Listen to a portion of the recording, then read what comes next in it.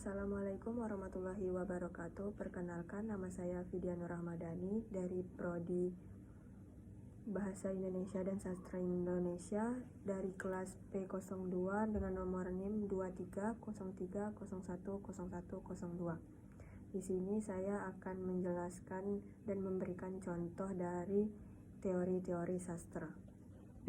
Teori strukturalisme. Teori ini berfokus pada struktur teks sastra dan bagaimana elemen-elemen dalam teks saling berhubungan. Contohnya adalah analisis struktural terhadap novel To Talk Much Bright karya Harper Lee. Yang kedua, teori feminisme. Teori ini menyoroti peran gender dalam sastra dan menekankan pentingnya perspektif perempuan. Contohnya adalah analisis feminis terhadap novel Jane Eyre karya Colette Broughton.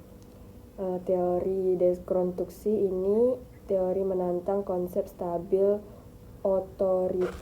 otoritatif dalam teks sastra. Contohnya adalah analisis dekonstruksi terhadap puisi-puisi T.S. Eliot.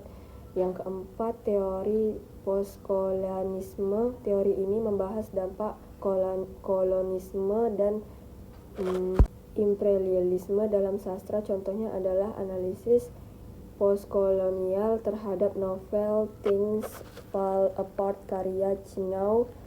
Yang kelima, teori psikoanalisis. Teori ini menggunakan konsep psikoanalisis Sigmund Freud untuk memahami motivasi karakter dalam sastra.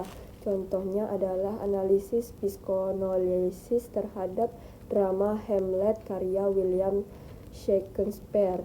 Teori intertekstualitas. Teori ini mengacu pada hubungan antara teks sastra dan teks lainnya, baik sastra maupun non-sastra. Contohnya adalah analisis intertekstual dalam novel The Great Gatsby karya Scott Fitzgerald. Yang ketujuh, teori sastra komparatif. Teori ini membandingkan karya sastra dari berbagai budaya dan tradisi. Contohnya adalah perbandingan antara puisi-puisi Pablo Neruda dan Rumi. Yang kedelapan, teori ekofisme. Teori ini menghubungkan feminisme dan isu-isu lingkaran. Contohnya adalah analisis ekofeminisme dalam novel The Handmaid's Tale karya Margaret Atwood. Yang kesembilan, ada teori Marxis. Teori ini menganalisis sastra dan perspektif kelas sosial dan konflik sosial. Contohnya adalah analisis Marxis terhadap novel Animal Farm karya George Orwell. Dan yang terakhir ada teori poststrukturalisme. Teori ini menolak pandangan bahwa teks memiliki makna yang tetap dan menekankan pada keragaman interpretasi. Contohnya adalah analisis poststrukturalisme terhadap puisi-puisi Sylvia Plath.